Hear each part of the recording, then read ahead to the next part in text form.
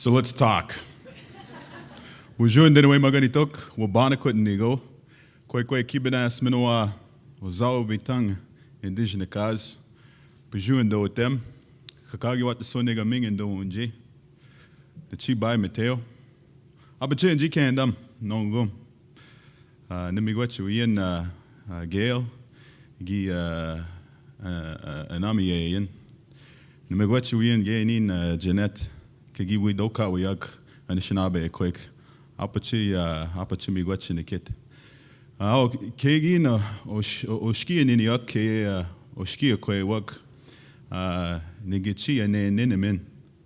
Winge. So I just want to open up like that and conclude my remarks like that. I'll see you guys later. No, I'm just kidding. I'm just giving time for the translators to catch up to what I was saying there. Puis je suis vraiment fier d'être ici avec vous aujourd'hui. So what I say in French and our first founding language of Ojibwe is good morning to you all. My name's Wab Kinew. Wab is short for Wabanakwit, which means gray cloud in Ojibwe. But it was quickly shortened to Wab when I started playing hockey because nobody wanted to yell, "Hey, pass me the puck, Wabanakwit."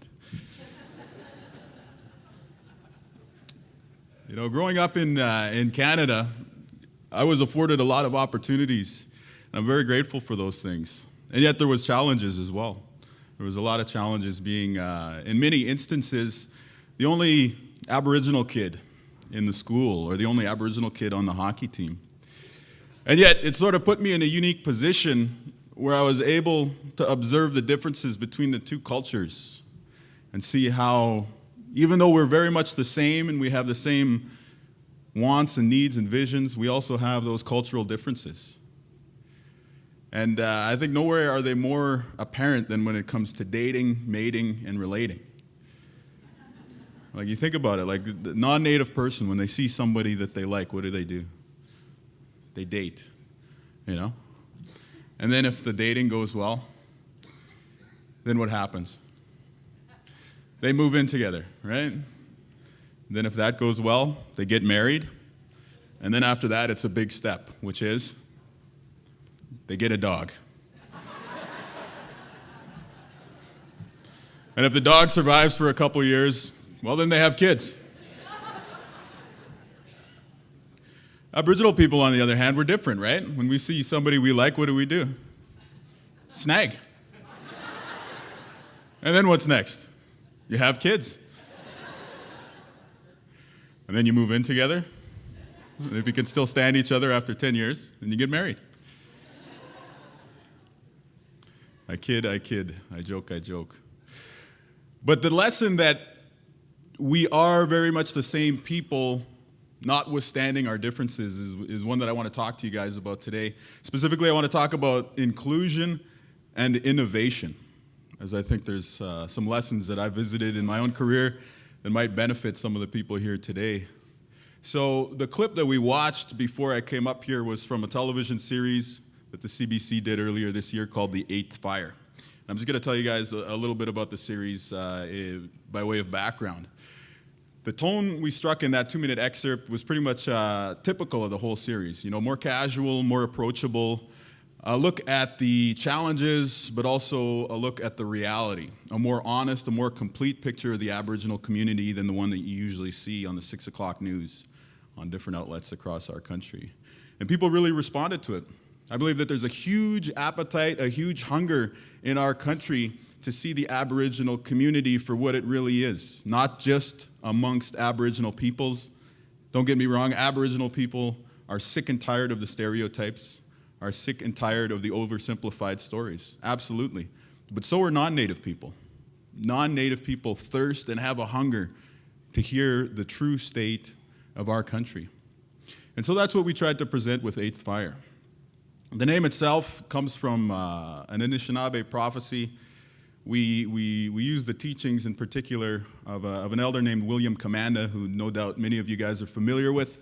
But just to recap, what Elder Commanda said is that after contact between Aboriginal people and the non-Native people, that there would be 7 generations or 7 fires of conflict, turmoil, and all around bad times. But then after that, there would be an eighth fire, an eighth generation that would come along and create a new relationship, build a new fire of harmony, peace, friendship, and understanding. Now, I'm not sure how many of you guys believe in things like prophecies or what have you, or the traditional teachings of the Anishinaabe. That's fine. But if you look around at Canada, about 140 years after most of the numbered treaties were signed, I think that prophecy is a powerful metaphor, a powerful allegory to think about the way things are unfolding today. The old view that the wants, needs, and visions of Aboriginal people and those of the rest of Canada being mutually exclusive are coming to a close. And there's a new relationship emerging, one that recognizes that we have more in common than we do have different. And fundamentally, that we do better when we work together. So in the series, we profiled that in a number of ways. We spoke to the doctors, the lawyers, we spoke to the business people, the artists, and there was tons of powerful stories that emerged. One of them from Inclusion Works 2011, where a young graduate came and was offered a job by one of the banks. And in her words, she put it quite eloquently, that education is the new buffalo, meaning that education is the vehicle that will provide the Aboriginal community with its housing, food, tools, and sustenance for the current generation. We traveled around the country, we spoke to other people. We went to Saskatchewan and we met John Lajamodiere, a Métis man who runs cultural awareness training for miners, for steelworkers, for farmers. And he brought in two very racist people into his workshops, people whose ideas of Aboriginal people had more to do with dependency and being a nuisance than they did with the true role that Anishinaabe people have occupied throughout our history. And yet, in sitting with these two men and walking them through the history of our country, pointing out the inequitable laws that existed here, and by asking them some challenging questions about where they came from, over the course of the 44 minutes of that episode, we saw attitudes change. We saw these two men change their way of thinking, recognize a little bit of the history that got us to where we are today, because, my friends, my relatives, nothing happens in a vacuum. And so there's often questions about why do we need to honor treaties? Why do we need to work towards inclusion? And it is because our country of Canada has a history, and it's one that is challenging when it comes to Aboriginal people. And so together, we need to find ways to work towards a brighter tomorrow. One of the other communities that I was really heartened to visit recently and that I really wish we could have profiled in Eighth Fire is a community close to Sudbury, Ontario, called the Sagamok Anishinaabe. Now, these people are really showing what it means to create a new relationship, not just within our borders. They're doing interesting things here. You know, they're ISO 9001 certified, and they're going out and they're passing that designation on to other communities, which is very laudable, and it's a very commendable goal in and of itself. But they're also building partnerships with the private sector. Right now, they're in talks with Chevrolet to develop a pickup truck that would have an Ojibwe name, and that would be marketed to all the rural, northern, and Aboriginal communities across Canada. It's a huge market, tens of thousands of vehicles every year. But that's not the most impressive thing that they're doing. While I was visiting their community, there was an emissary of the Chinese government there. And he was not the first one. They've hosted Chinese ministers at their community hunting and fishing retreats. And what they've done is actually set up a China desk in their community that is building business relationships with China. All of the business people in the room know that that's where Canada's exports are planned to go in the future. So what they've done is set up a relationship where they're going to export natural resources from their traditional territory, and they're going to import textiles and other manufactured goods and act as a distributor, a wholesaler here in Canada. One of their target clients is the Northwest Company. So for several hundred years, the Northwest Company has had a relationship where they go into Aboriginal communities and sell goods to the people, particularly in those northern and remote communities. Well, as Sagamok and Anishinaabe plans unfold, the relationship will change. There will now be an Aboriginal middleman in that equation. It's a really impressive community. A lot of interesting things happening there, and it's being driven by their own band members, not by outside consultants, not by co-managers or third-party managers. Yeah.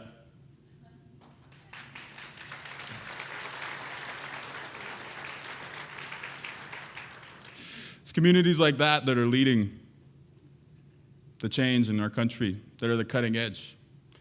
And there's many people in this room that are doing the same thing. I was very heartened to meet a lot of interesting prospective employers last night, and also a lot of talented and intelligent grads. I met one young man who had 10 job interviews yesterday. Brent, do you want to give us a wave there?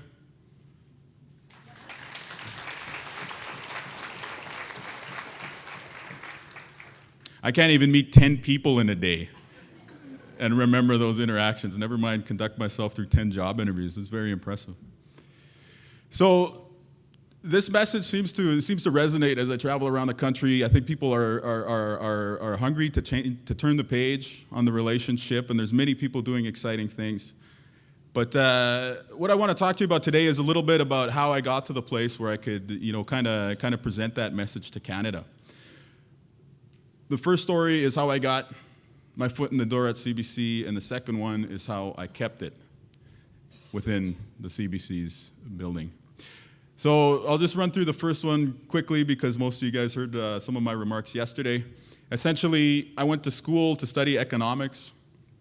I left university and I started working contract jobs, casual jobs, temp jobs, construction, work today, pay today, all sorts of different things. After a few years of that, by happenstance, I wrote a letter to the editor of the Winnipeg Free Press, the daily independent newspaper in Winnipeg, about Team Canada hockey, of all things. They published it. Somebody at the CBC thought that was a novel point of view. They looked me up in the phone book. They called me up and they said, "Hey, do you want to turn that into something for the radio?" So I said, "Sure." So then I came down to the CBC, sat in on a story meeting, pitched some ideas. They invited me to work with them for a week. A week became a month became a year. 6 years later, here I am. I worked my way up from intern in the newsroom to producer on the radio to radio host to TV journalist to television host.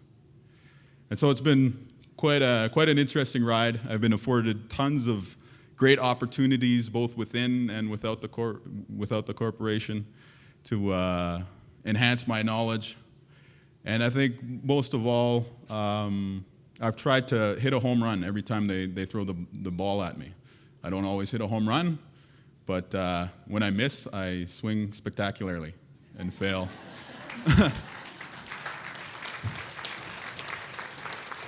I strike out big time.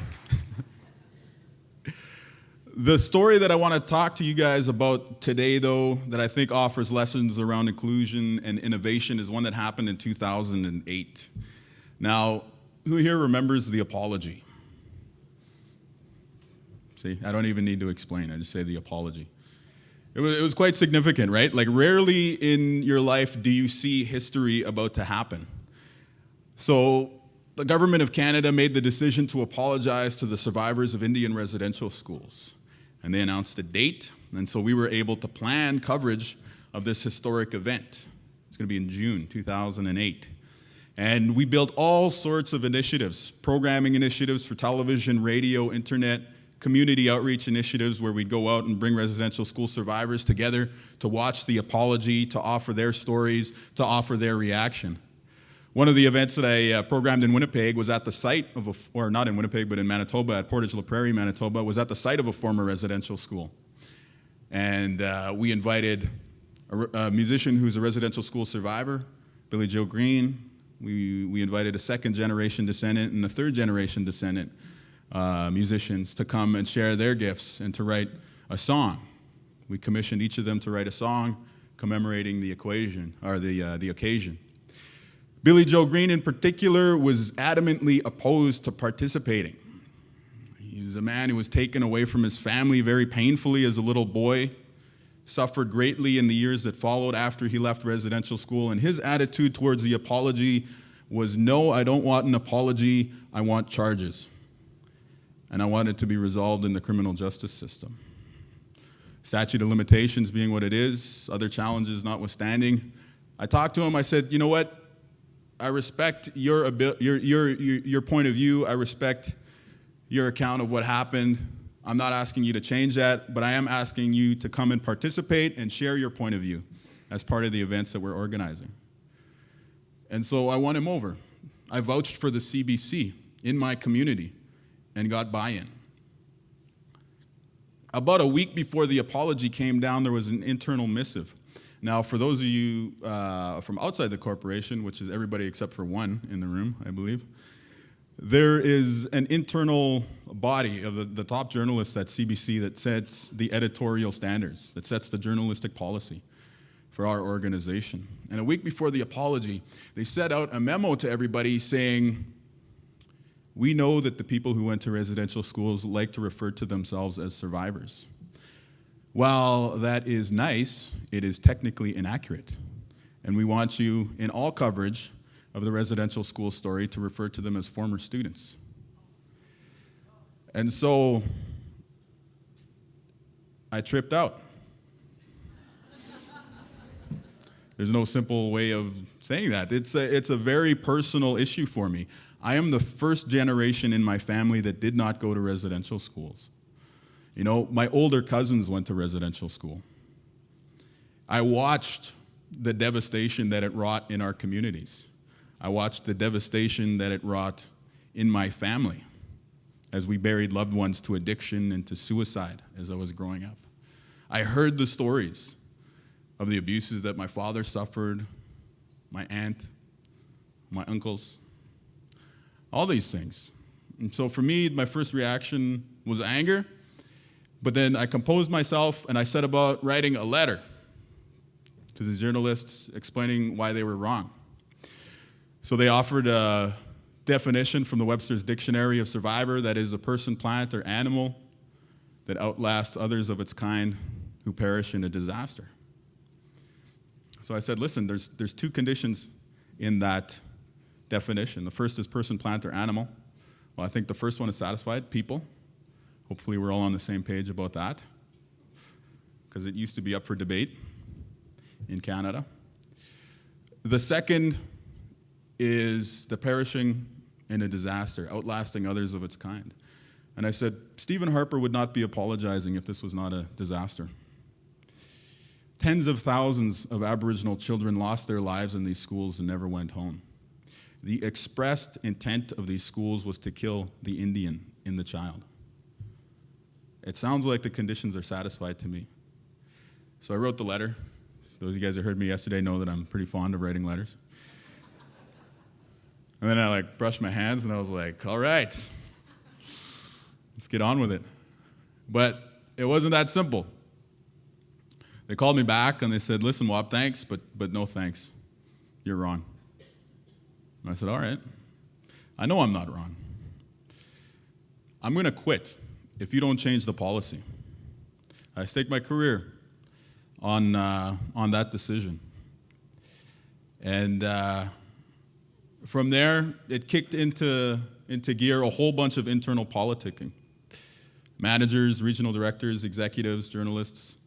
A bunch of people started meeting behind the scenes. There was a bunch of activity. There was a bunch of emails, a bunch more memos, a bunch more consultations of the Webster's Dictionary. And then a week later, the day before the apology, they convened a conference call with the senior journalists and the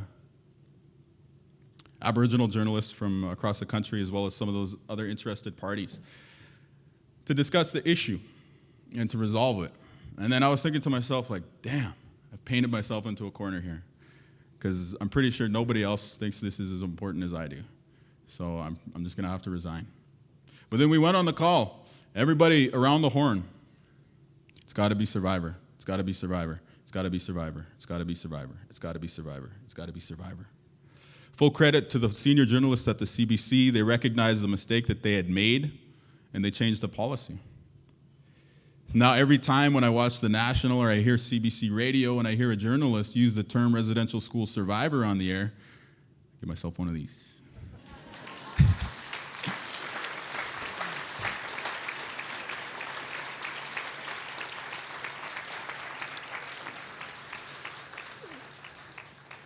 But it's not so much giving myself one of these as it is, having done one for the team, so to speak. If I was staking my career on an issue of personal benefit, I don't think I would have been successful. If I was doing something without the support of my community, I don't think I would have been successful. I took that issue in that week of internal politicking to the Chiefs of Ontario, to the Grand Council of Treaty 3, to the residential school survivors in my life, and I discussed it with them. And they all said, it's a good thing that you're doing this.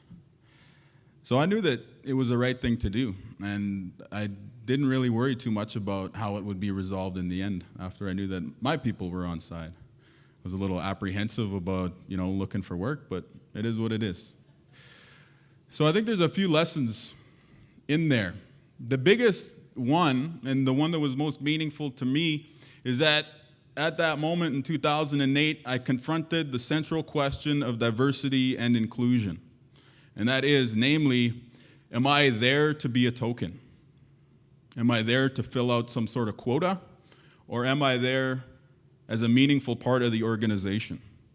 Am I truly being included as a contributing partner in the future of this corporation? And while there was kicking and screaming involved, I'm happy to say that the CBC told me with its actions that I am a meaningful part of the organization, that I can help steer the ship into the future. And so as we sit here and think about inclusion or diversity, that is the question. Are we here to fill out a quota? Are we here to put a line into a prospectus about reaching out to the Aboriginal community? Or are we here to help bring about meaningful change?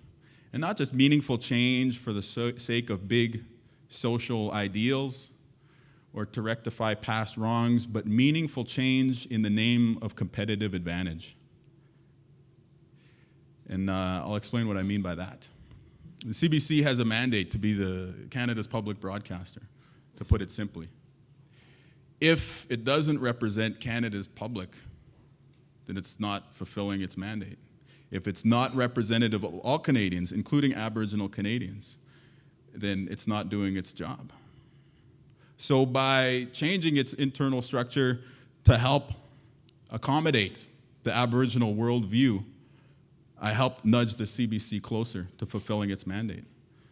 That exercise there brought it closer in line with its corporate goals. And it didn't happen through strategy, it happened by happenstance. But when we look around the world that we are in today, we know that the companies that succeed are the ones that are agile, the ones that are nimble. 1970s, who are the technology leaders? Xerox, Polaroid. Where are those companies today? Xerox allowed their probably second biggest innovation to be taken away by Apple Computer, and now Apple Computer is a huge corporate behemoth, one of the most valuable companies of all time, if not the most valuable of all time. IBM, on the other hand, a little bit more nimble. They watched the evolution and went from server provider to personal computer provider to now service solutions provider. Companies that bring in people with different points of view, different experiences, by definition, are going to be the more nimble, the more agile, the more reactive companies. If you have 100 people in a room who all say that and think the same thing, how are you going to find that outside of the box solution? if you bring in people who have a different life experience, who spoke a different language, who visited a different experience in this great country of ours, Canada, then you're inviting other solutions to the table. You're opening the doors of your organization to be more expansive and to be more welcoming of change.